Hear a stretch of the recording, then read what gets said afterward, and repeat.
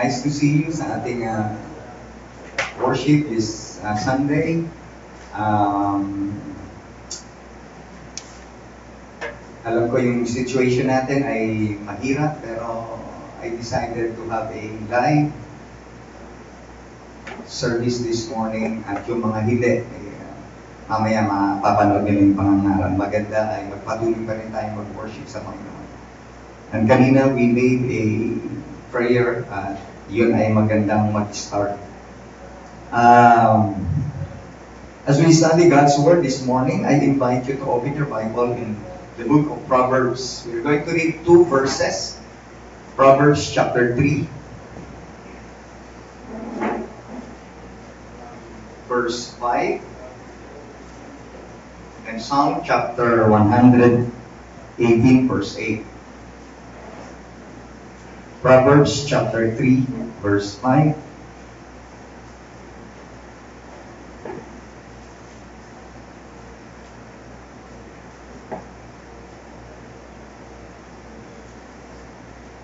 The Bible says, very common verse in the Bible, trust in the Lord with all thine heart, and lean not unto thine own understanding. In all thy ways acknowledge Him, and He shall direct thy paths. The same thing in Psalm 118, verse 8. The Bible says, it is better to trust in the Lord than to put confidence in man. Mag-pray po tayo. Salamat, Panginoon, sa pagkabasa ng inyong salita. Maging sa ganitong kapanahunan ay maipangaral pa rin ang inyong salita, at ang inyong mga anak ay nagtipon-tipon upang sambahin ka sa Espiritu at katotohanan. Dalangin po namin ang pagkilos ng Banal na Espiritu sa aming pong pag-aaral ng inyong salita. Sa maging sa mangyayari sa aming bansa at sa buong mundo, alam namin ikaw pa rin ang may control. At sa umagang ito, ang salita mo ang siyang mangusap sa amin at magbigay kalakasan sa mga nangihina, magbigay kaaliwan sa mga nalulungkot. Linisin mo kami sa lahat ng aming karunan. Ito po ang aming dalangin sa pangalan ng Panginoong Hesus. Amen. May nagtanong sa akin, bakit ba nangyayari itong pandemic? I was meditating few days ago na sabi ko, bakit nga talaga? No? It's a worldwide, it's a pandemic scenario. Talaga nag-iisip ko, and I was meditating the Bible, mga scenario sa Bible. The Lord destroyed the old world because of their sin. Sodom and Gomorrah were destroyed by God because of their exceeding sin.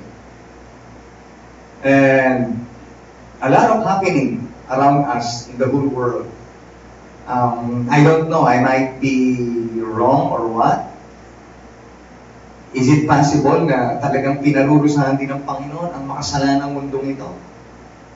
Na napaka-wicked na pinupursige, na pwedeng iksal ang dalawang lalaki, at masyadong nagvo-voice out ang mga wicked. It's a reminder. But I believe God is in control. Sa mga panahon na ito ay malalagpasan natin. And then, the Lord led me to this message, no? Maraming ang tao nagtitiwala sa kanilang sarili, pero sabi ng Bible, trust in the Lord, trust God. And that will be our message this morning, yung pagtitiwala sa Panginoon. Trust God. Alam natin, nung nagtiwala tayo sa Panginoon, we trusted the Lord when we ask salvation from Him. Una, we ask the Lord, no? He alone can save. Faith alone can save and can give eternal life. Maya mapanood tayo sa Facebook. Gusto natin malaman ang aming mga kaibigan na ang pagkalat ng virus mahirap ihinto. Sabi nila, it grows exponentially. Even the death of people, hindi natin kayang ihinto. Pero alam mo, pwedeng mahinto ang death ng isang tao sa impyerno kung tatanggapin nila si Jesus Christ as their Lord and Savior. That Christ's death paid the price. That Christ may dwell in the hearts of men by faith. By confessing in your mouth and believing in your heart. Believing on the Lord Jesus Christ, and thou shalt be saved. Kaibigan, kung ikay wala pang kaligtasan, pwede kang maligtas ang iyong kaluluwa kapag ikaw ay dilagak mo ang pananampalataya mo sa Panginoon. That you're no longer going to hell because of what Christ has done. Trust the Lord sa salvation na Kanyang ino-offer. Trust the Lord, no? Alam niyo, kailangan natin magtiwala, no, sa Panginoon sa mga oras na ito. Trust the Lord not only for salvation, trust the Lord for supervision. Sabi ng Bible, and He shall direct thy paths. Minsan hindi natin alam anong gagawin natin, pero sabi ng Bible, you just trust the Lord. Because trusting the Lord shall direct your decision. He shall guide your thoughts. He shall give you wisdom. He shall lead you to the right perspective.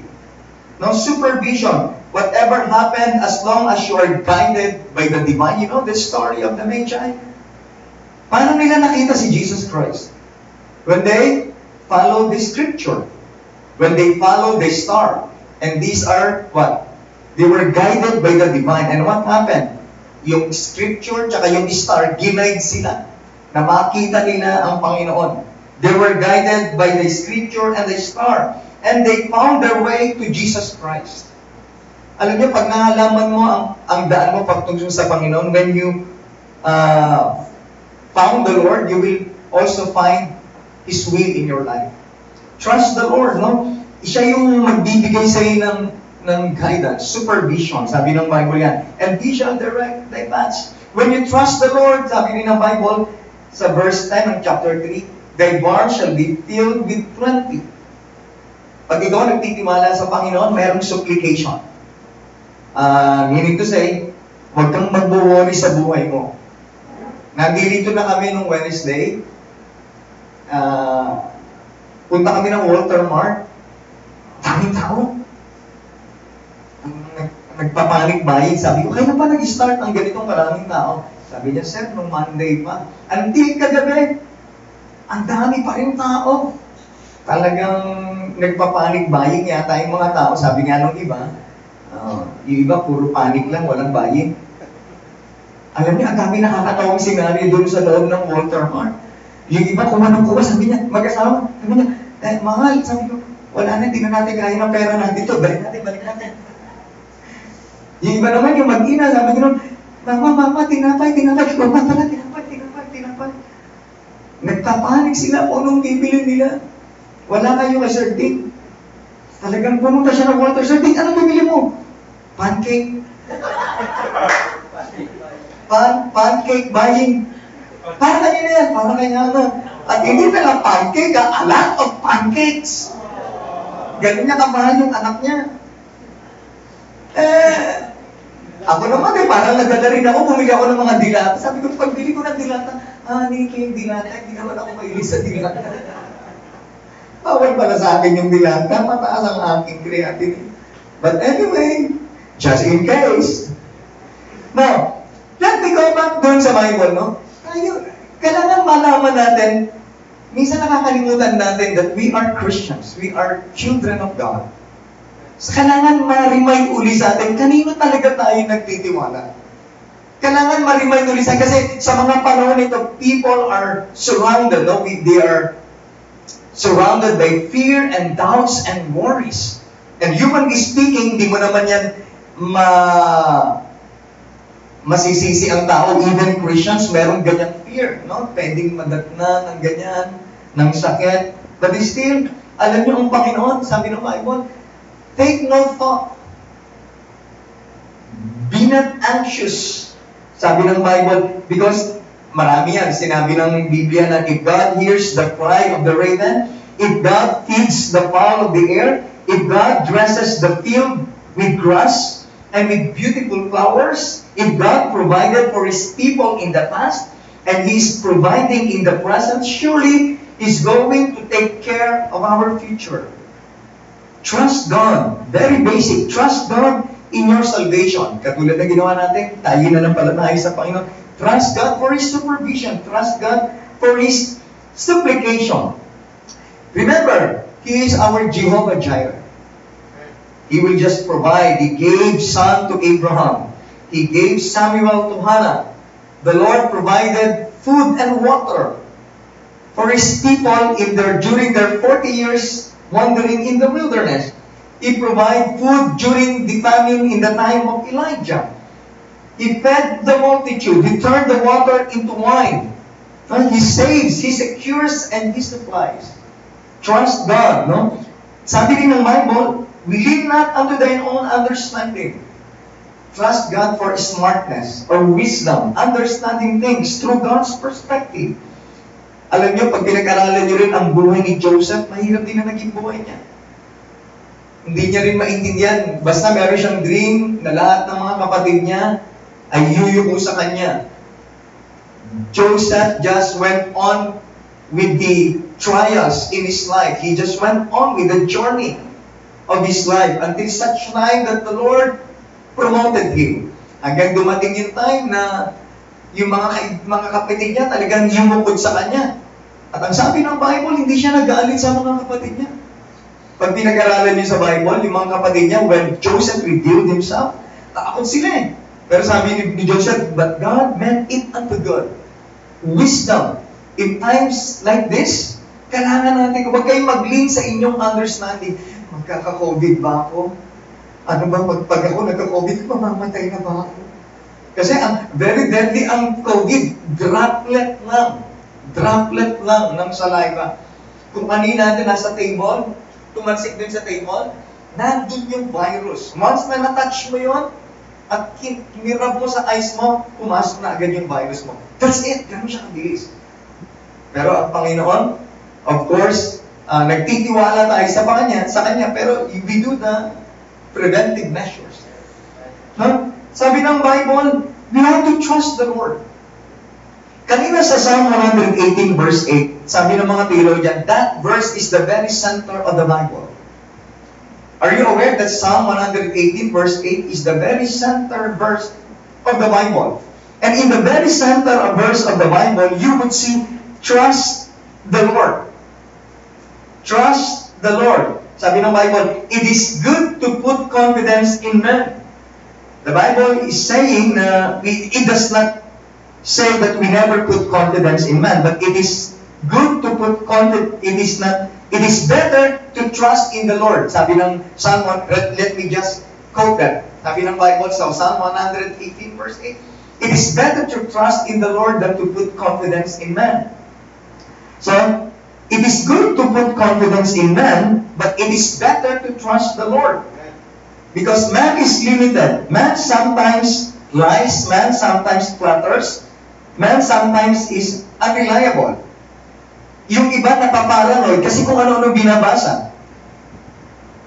Hindi naman lahat na nakalagay sa Facebook, totoo. Okay, so huwag kayong na lahat parang nawawala ka na rin. Of course, you do your precautionary measure, but above all, trust the Lord.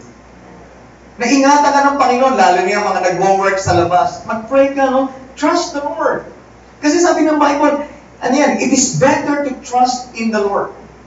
Walang tatalo dyan because trusting the Lord, sabi ng Bible, kung yan ang nasa sentro, if that verse is in the very center of the Bible, meaning to say, dapat nandun ka lang. Pag nandun ka sa sentro, sa kalooban ng Panginoon, alam mo ba walang pwedeng gumalaw sa iyo dyan? If you are in God's will, in the very center of God's will, nobody can harm you. Nothing can harm you. Once you are, sabi nila, the safest place in the world, and when you are in the center of God's will. Tandaan niyo palagi yan. Nandiyan ang pinaka-safest place. Kahit na sundalo ka, Brother Chris, na-assign ka sa Afghanistan, pero pag nasa kalooban ka ng Panginoon, nasa safest place ka. Sige, padala ka na sa Afghanistan. Pero wag mo naman sasabihin, hindi, iingatan ako, Panginoon, dadaan ako sa gitna ng barilan ng Abu Sayyaf at ng mga sundalo. Hindi ako tatablang ng bala, hindi, tatablang ka ng bala. Because thou shalt not tempt the Lord thy God.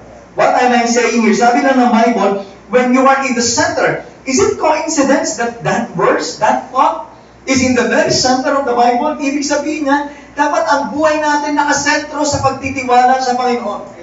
Don't be ruled by fear. Nakalimutan nyo na kung sino ang Diyos nyo. Don't be ruled by doubts. Don't be ruled by worries. Kailangan minsan yung takot lang, kailangan din, habang ginagawa mong nag-iingat ka sa sarili mo, above all, nagtitiwala ka sa Diyos.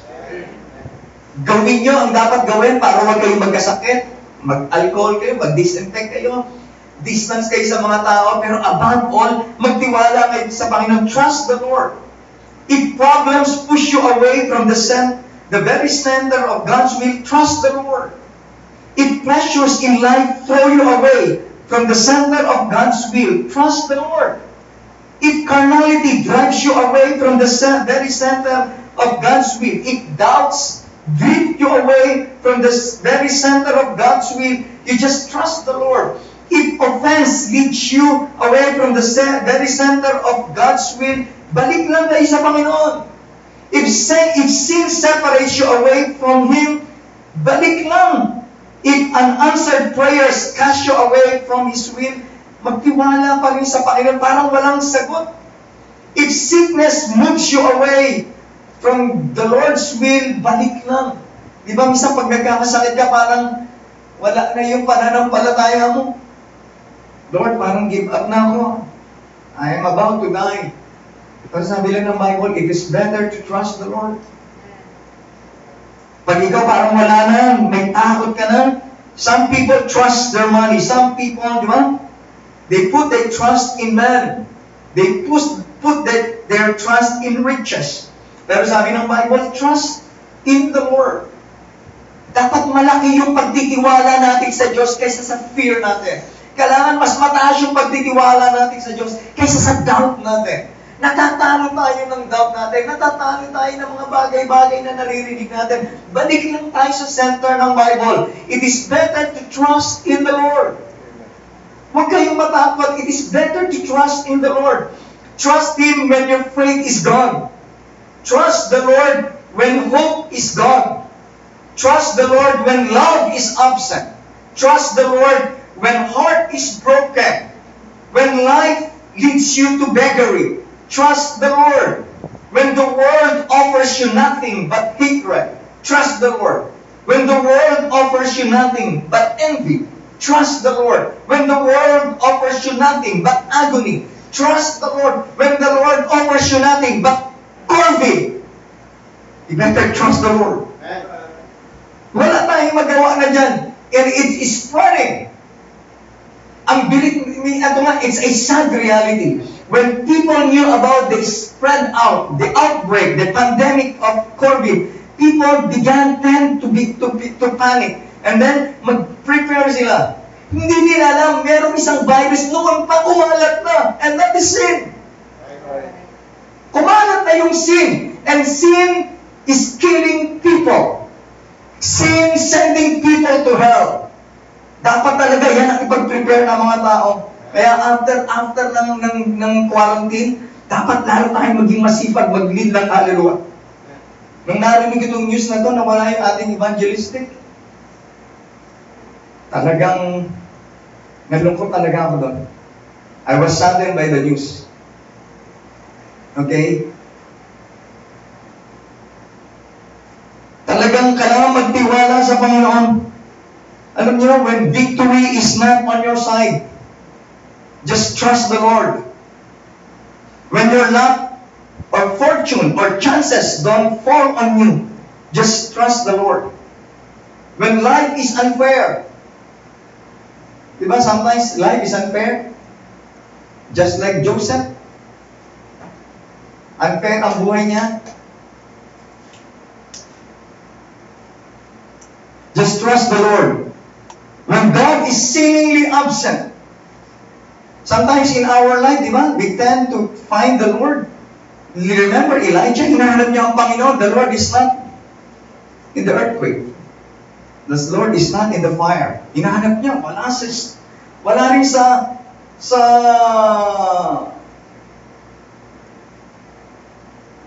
yung whirlwind. Alam niyo, saan niya nakita ang Panginoon? In a still small voice. And sometimes God is absent. But anyway, just trust the Lord. God is seemingly absent. When storms keep on coming, Katulad ni Job, di ba? Tuloy-tuloy yung storm sa buhay niya. When he heard na nawala yung kanya mga possession, tapos maya-maya, nawala naman, di ba?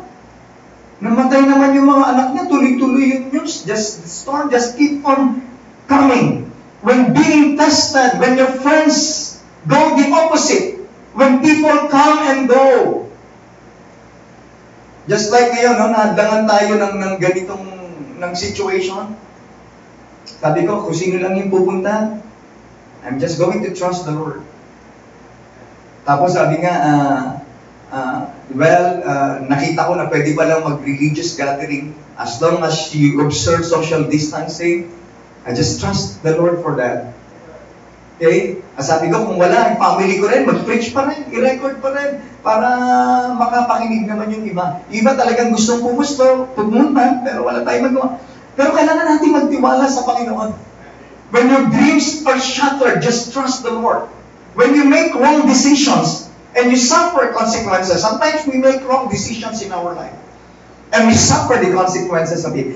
Kahit gano'n lang, just trust the Lord. When we are blessed, when we are weak, when we are strong, when things go right, when things go wrong, just trust the Lord. When you are called to do something in the ministry, just trust the Lord. Just keep on trusting the Lord.